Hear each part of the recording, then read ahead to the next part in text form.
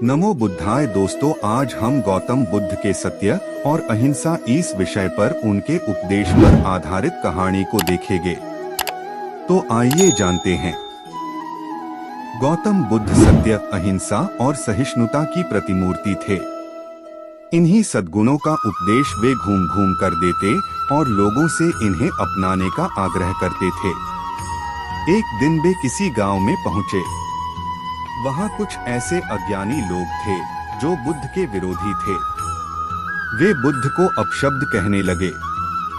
यह देखकर बुद्ध के शिष्यों को बहुत बुरा लगा।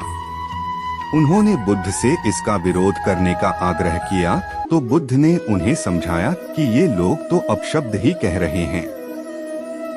यदि ये पत्थर भी मार रहे होते तो भी मैं कहता कि मारने दो। मैं जानता हूँ कि ये कुछ कहना चाहते हैं, लेकिन क्रोध के कारण कह नहीं पा रहे। 10 साल पूर्व यदि ये ही लोग मुझे गाली देते तो मैं भी इन्हें गाली देता, किंतु अब तो लेन देन से मुक्ति मिल गई है। क्रोध से अपशब्द निकलते हैं। यहाँ तो क्रोध भवन कब का ढह चुका है। बुद्ध के विचार सुनकर अपशब्द कहने वाले हैरान रह गए।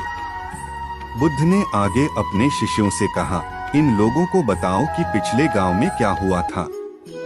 शिष्यों ने बताया, वहां के लोग फल व मिठाइयां लेकर आए थे और आपने यह कहकर वे चीजें लौटा दी कि अब लेने वाला विदा हो चुका है।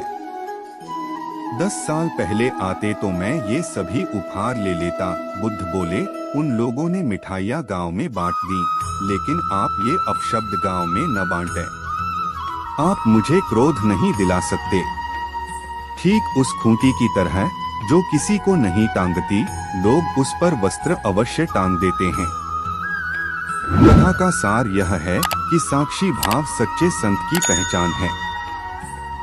जो अच्छे बुरे, लाभानी, अंपनाप्राया के संकीर्ण भाव से मुक्त हो जाता है, उसे ही संतत्व की प्राप्ति होती है। गौतम बुद्ध के पास उनका प्रिय शिष्य पूर्ण पहुंचा।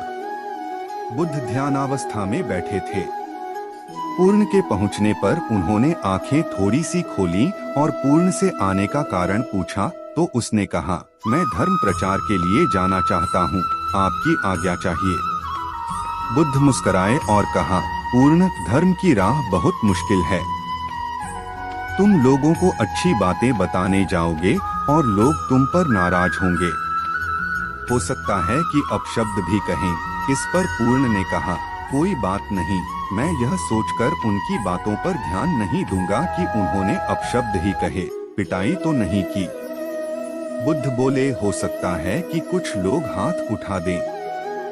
पूर्ण ने कहा, तब मैं यह सोचकर उन्हें क्षमा कर दूंगा कि उन्होंने मुझ पर शस्त्रों से प्रहार तो नहीं किया। बुद्ध फिर बोले, हे पूर्ण, हो सकता है कि कुछ लोग तुम पर शस्त्रों का भी उपयोग करें। पूर्ण ने उत्तर दिया, तब मैं यह सोचकर उनके प्रति कोई प्रतिकार की भावना नहीं रखूंगा कि उन्होंने मुझे मारा, पर जान से तो नहीं मार डाला, मुझे जीवित छोड़ दिया। बुद्ध ने फिर कहा, और यदि तुम्हारे प्राण ही ले लिए तब? पूर्ण ने तत्क्षण सिर झुकाकर कहा, तब मैं उनका आभारी रहूंगा कि उन्होंने धर्म के मार्ग पर मेरे प्राणों का उत्सर्ग करने में मेरी सहायता की। मैं उनके प्रति कृतज्ञ रहूंगा।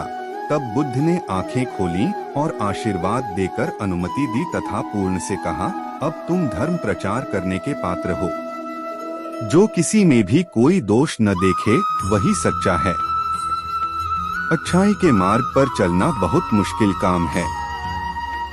जो इस राह पर चलता है उसके मार्ग में अनेक बाधाएं आती हैं, लेकिन जो व्यक्ति किसी में भी दोष न देखे वही बाधाओं को सहजता से पार कर अपने लक्ष्य को पूरा कर पाता है।